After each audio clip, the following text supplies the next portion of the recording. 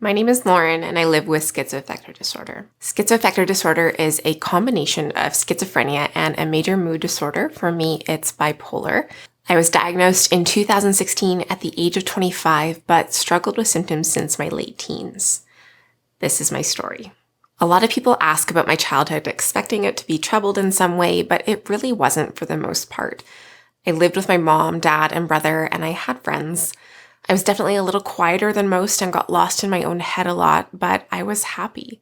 I loved school, and I was very active in extracurriculars such as competitive gymnastics, soccer, and various volunteer work. Then in high school, my state of mind began to shift. I was no longer this happy young person. I was more withdrawn, lost interest in school, and just kind of generally felt adrift. After high school, I wasn't sure what I wanted to do, so kind of just limped into post-secondary. I was very bothered by the world, though, and my role or kind of lack thereof in it. I began to feel extreme sadness and despondency. I explained some of these sentiments to my family doctor and was prescribed antidepressants. I took them for a while, but gave up on them shortly after as it didn't feel they were having much of an impact. My boyfriend had moved away after high school to pursue university in another province, so my decision to eventually transfer to a school in the same province was perhaps informed by this, but also I felt a spark of excitement at the prospect of pursuing a degree in social work, and this school seemed to be the best fit. I enjoyed university, but was still feeling a sense of disconnect. I was quite rubbish in social situations during this period too. I had lost friends, and I felt like the few I did have didn't really know me all that well. The times I did socialize, usually with my boyfriend's friends, I was quite awkward and silent, and it was hard to form social connections. I graduated with my Bachelor of Arts in Social Development Studies while kind of bouncing back and forth between provinces a couple of times. In 2013, I made the move back to university again to start what should have been a quick year-long Bachelor of Social Work. This year ended up turning into 3. My first semester in the new program, my headspace became so depressed and confused that I realized I needed additional support. I sought out counseling through the university. I had really no idea how to engage in therapy, and so my awkwardness and silent disposition bled through into these interactions as well. My counselor decided I needed further support, and so then connected me with a GP and a psychiatrist through the university as well. It's hard for me to put into words how grateful I am that I had these individuals all trying to help and support me. However, despite this support, my headspace deteriorated to the point where I felt that the only option I had was to take my own life. I made an attempt on my life in January 2014 at the age of 23. Now, it's not the right wording to use to say that I wasn't successful, but regardless, I wasn't successful in taking my own life. I ended up hospitalized for the first time. When I got out of the hospital, I was just filled with despair at the realization that not only was I unsuccessful, but being hospitalized hadn't really helped at all either. The next year was a huge struggle trying to keep up with schoolwork while seeing my care team pretty well daily. I kept sliding further and further into despair. 1 year after my first attempt, I decided it was my best option to try to end my life again.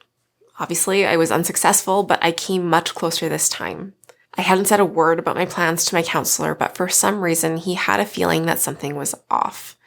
He decided to send the police to do a wellness check on me. They found me just in time to rush me to the hospital, where I ended up on life support for several days. Waking up in the hospital this time was absolutely crushing. All the same feelings as the last time came rushing back, but also this time I was filled with embarrassment too, that I had now been unsuccessful in taking my life twice. I felt like I couldn't escape this cycle. I was desperate for anything that would alleviate some of the distress that I was feeling, so I decided to follow the advice of my psychiatrist and give ECT, which is electroconvulsive therapy, a try. ECT is a procedure where they put you to sleep and shock your brain to induce a seizure. No one really knows how it works, but some claim that it has therapeutic value for treating some mental illnesses. It did not improve my condition, though, and left me with memory deficits. Again, more despair flooded in as yet another attempt at treatment, and getting better made no impact. Throughout the next year, I continued to try various types of medication with really minimal positive effects and plenty of negative side effects. During this time, I also began to experience new symptoms, which I later identified as hallucinations. It started with olfactory hallucinations where I would smell these really terrible smells that I couldn't identify and I couldn't locate the source of. I ended up convinced that I just reeked. I also began to hear voices. They started out with me hearing my name spoken aloud. I brushed this off and the subsequent chatter that followed, thinking I could just hear conversations around me. However, it began happening even when I was completely alone. These new symptoms confused me and frightened me, so I never let my care team know about them at the time. I could feel myself deteriorating mentally even further, and in March 2016, at 25, I had my first manic episode. I became just fixated on the idea that my care team was hiding something from me and secretly trying to harm me. I fought the medical clinic to gain access to my medical files and just obsessively pored over them, believing I was finding secret clues and connections that would lead me closer to figuring out what was going on. My boyfriend was starting to wonder if something more serious was going on, and after finding me sleeping in my car outside the medical clinic one night, decided to try to get me to go to the hospital with him. He was really actually great at focusing on validating the feelings that I was experiencing and being empathic about that, rather than focusing on negating the delusional thoughts that I was having. I think this was a really big part of what made me trust him in taking me to the hospital.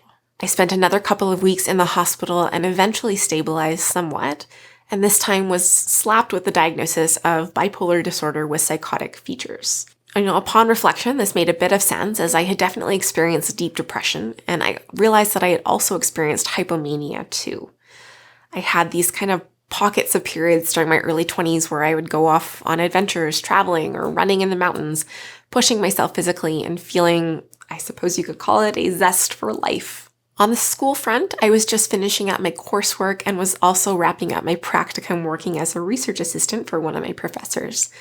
I absolutely loved the work that I was doing. I was helping with exciting mental health research projects and was even working on my own research paper that would eventually get published. I graduated that spring of 2016 and landed a dream job doing cancer care research in Toronto.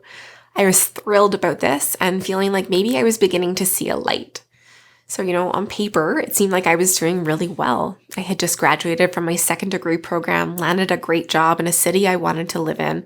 I had a loving long-term boyfriend and some close friendships. However, this seeming period of stability lasted less than 3 months, and that summer, my world came crashing down. I was struggling mentally so much that I had to resign from my new job and move back home. I was devastated. This move back home also coincided with the ending of my relationship.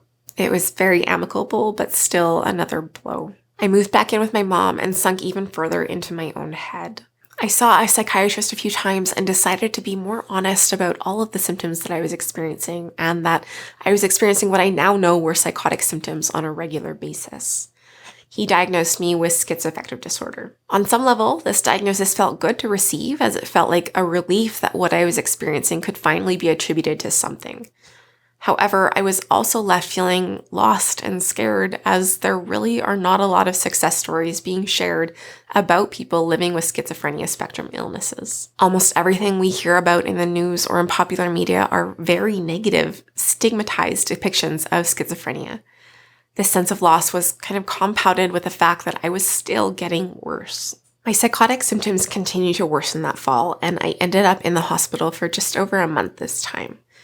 This hospitalization was a truly horrific experience. First of all, I was brought to the hospital in handcuffs from my psychiatrist's office. I became terrified being locked in a sterile white concrete brick room and began to kind of lose my cool. I was subsequently accosted by hospital staff and tied down by my hands, feet, and chest to a metal gurney while they injected me with antipsychotic medication and something to sedate me. This hospital stay only got worse, and one time while admitted in the psychiatric institution, I was dragged into an isolation room and pinned down by 6 men, both nursing staff and security, stripped naked and injected with medications again. They left me naked in this room that alarmingly had a window in the door where other patients and staff could walk by and see me naked. I yelled and pounded on the door for them to give me my clothes back. They eventually gave me a blanket, but realizing that I was now that crazy psych ward patient lashing out was a lot to take in. This hospital stay left me traumatized and with a rather deep distrust of the medical system.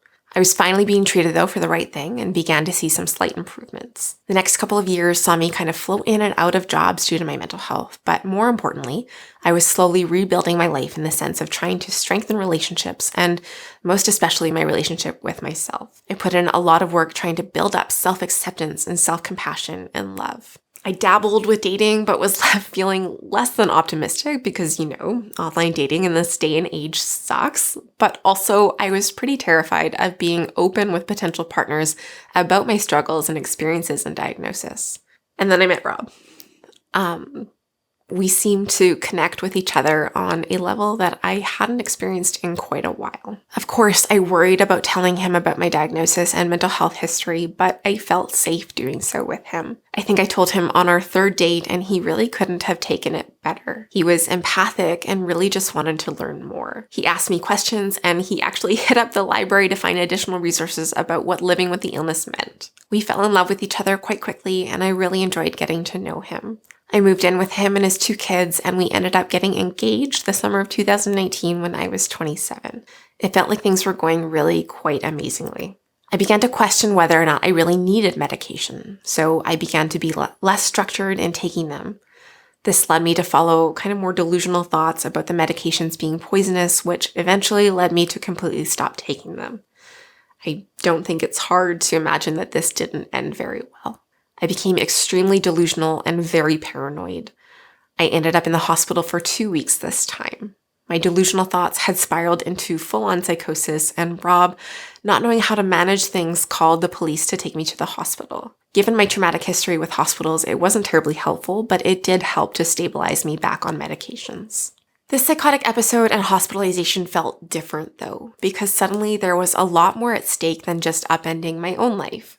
I was now a mom to 2 incredible young children and felt incredible guilt for letting them down in this way. There was a lot to wade through in terms of understanding what had happened with their 2 other parents as well. They brought up concerns around their ability to trust me as a result of me hiding from everyone that I had stopped taking my medications. This was incredibly hard to take in, but I think also kind of helped me to understand my responsibility to do absolutely everything I can to stay as well as possible, if not for myself, then for my family, and namely the 2 kids I now shared responsibility for. Now, I think it's important to clarify that wellness is not exactly a choice with this illness. However, there are factors that can promote wellness that I tried to adhere to. I focused on building in more routine into my life, which was something upended with the dawn of a global pandemic. But, I tried to focus on eating well and exercising regularly, nurturing my relationships, and just trying to take care of myself as best as possible. It's probably important to note that during this more tumultuous period, I also needed to take an extended leave from school. I had gone back to university to work toward my Master's of Science in Health Policy Research. However, due to various factors, primarily the stresses of this return to school on my mental health, I had to withdraw. Rob and I got married in August 2020, and a few days later found out that I was pregnant too. For quite a while, I had felt that I shouldn't have kids largely due to my illness. I felt that not only could I potentially pass it on to my child, but that I wouldn't have the capacity to take care of them and be as present as I wanted to be. Some of these fears were kind of dissuaded though, growing into a parental role with Rob's 2 kids, who were now my kids as well. I discovered new depths of what love can be and absolutely cherished helping them grow and working at guiding them through life. Parenting is incredibly hard and is made harder by my illness at times too, but I knew that I could do it. And so finding out I was going to have a child of my own was a little scary, but mostly incredibly exciting. Pregnancy was a very difficult experience for me. It definitely impacted my mental health, and I suppose this may have been compounded by being more isolated due to the pandemic as well. I had initially wanted to reduce and ideally go off of my psychiatric medications entirely when I found out that I was pregnant, but very quickly realized that this wasn't going to be possible. I discussed with my psychiatrist how to reduce the potential risks to the baby due to the medications I was on as much as possible, and we found a medication regimen that worked for me and that I felt relatively safe on while carrying a child. I gave birth to my beautiful, sweet baby boy Theodore on April 12th, 2021. We have spent the last 7 months getting to know him as a family and all falling rather smitten with him. Navigating life with 2 older kids, a newborn, and keeping up with life and work has presented its challenges for my mental health. However, since Theodore was born, I have felt probably the most stable I think I ever have. I've read that becoming a mother can be a protective factor for those living with schizophrenia, and I am absolutely experiencing that. Rob and I started this YouTube channel back in December of 2018, but we have really committed to working on it and growing it over the last year or so. I think that exploring my diagnosis and my experiences of living with it in this way and sharing about it publicly has been extremely instrumental in working toward a place of more self-acceptance. I feel more at peace now with the fact that I live with schizoaffective disorder, and I feel I have a better grip on it and a better understanding of how to manage it now. I don't doubt that I will experience setbacks and more difficult periods down the line as a result of my illness, and I definitely am not symptom-free on a day-to-day basis either. I still experience breakthrough symptoms such as hallucinations, delusions, and paranoia. However, I feel a lot more grounded in managing these aspects than I used to, and for the most part, my medication and self-care regimens really help to keep them at bay too. I'm glad my story isn't over. There have been so many times throughout my life where I never thought I would say that, but I am grateful to be alive today and to be able to keep growing and engaging with the people and the world around me. I'm grateful I get to keep exploring myself and discovering who I am, schizoaffective and all. Now, I hate the sugar-coated mental health stories that end with a lovely little bow on top, but I really do want to convey that it is possible to lead a meaningful and fulfilling life, even with a mental illness. There will be ups and downs, as there has been for me, but life can still be full and even beautiful. So thank you so much for watching this video. If you would like to hear more about my experiences with schizophrenia or schizoaffective disorder, make sure to check out the other videos on our channel and subscribe if you want to keep seeing more. If you'd like to help support the creation of videos like this one, please check out the link to our Patreon page. Once you become a patron, you also gain access to our private Discord community where we offer various types of peer support, such as weekly peer support groups. So if that is of interest to you, or if you just want to help support the channel, make sure to check out the link to our Patreon page. It's in the description below. Also, a huge thank you to all of our current patrons. We could not be doing this without you. Thank you. All right, so thank you so much again for watching, and as always, wishing you and your loved ones good health. We'll see you in the next video. Bye.